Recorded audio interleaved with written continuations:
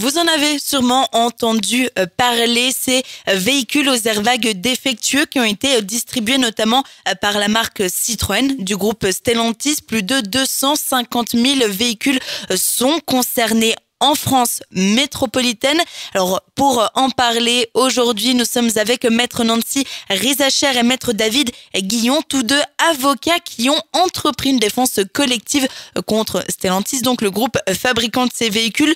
Une action menée pour défendre les usagers victimes de ce défaut de fabrication sur leurs véhicules. Alors, ils nous expliquent justement combien de Vosgiens sont victimes de ce défaut de fabrication. On écoute tout de suite Maître David Guillon. Depuis la fin août 2024, j'ai pu échanger déjà avec une dizaine de personnes du département des Vosges et c'est encore tous les jours de nombreuses personnes qui nous contactent afin de prendre des informations. C'est un peu un cauchemar opérationnel pour Citroën qui n'est pas en mesure et en capacité de pouvoir fournir suffisamment d'airbags aussi rapidement que souhaité à tous les conducteurs en même temps. C'est la raison pour laquelle il y a eu effectivement cette seconde salve de rappel qui cette fois-ci concernait le département des Vosges. Et selon Maître Nancy Rizacher, avocate à Épinal, qui est également à l'initiative de cette défense collective, eh bien les préjudices sont nombreux pour les victimes. Il y a déjà un préjudice économique, un préjudice matériel, un préjudice, une atteinte à la liberté d'aller et venir et à la propriété, et puis un préjudice moral énorme, parce que l'insécurité dans laquelle se trouvent ces possesseurs de véhicules qui ne peuvent pas utiliser leurs véhicules et qui pourtant sont obligés pour aller travailler ou conduire leurs enfants à l'école ou se déplacer tout simplement.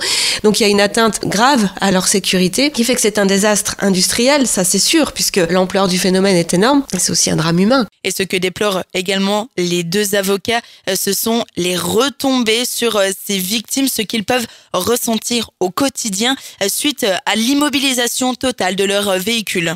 Je pense qu'il y a une angoisse permanente et puis il y a surtout ce qu'on disait tout à l'heure, un isolement parce que ils ne peuvent pas jouir du véhicule de la façon la plus paisible et normale qui soit. Donc il y a à la fois la clause exonératoire de responsabilité s'ils prennent le véhicule et qu'effectivement il se passe quelque chose. Donc ils sont pieds et poings liés et cette inertie-là qui fait qu'aujourd'hui l'action collective permet de dépasser cette angoisse permanente, de ne pas pouvoir utiliser un véhicule, de ne pas savoir jusque quand, comment, ne pas avoir de solution de remplacement, ne pas avoir d'écoute tout simplement, ne pas avoir de réponse.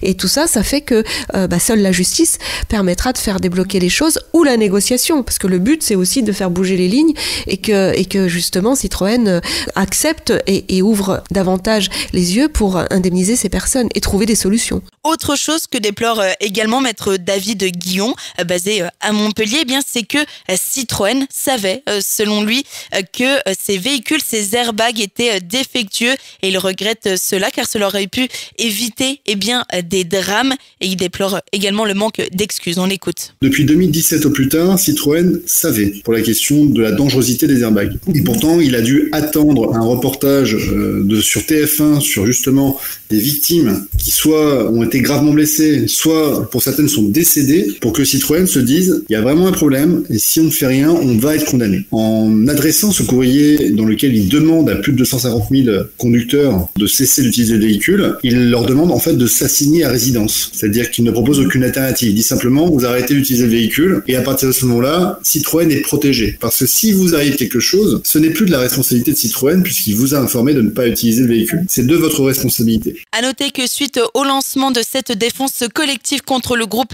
Stellantis, dont une centaine de personnes font déjà partie, une newsletter a été mise en place par Maître David Guillon et par Maître Nancy Rizacher. On a ouvert une newsletter sur laquelle on donne de l'information à toutes les personnes qui sont concernées par la campagne de rappel. On les informe sur leurs droits, ils peuvent rejoindre ensuite l'action collective s'ils le souhaitent, mais surtout on les informe de leurs droits et on les informe qu'ils ne sont plus assurés, on les informe de la stratégie à employer avec Citroën, notamment sur le fait de mettre en demeure Citroën de financer le coût de la location d'un véhicule de prêt.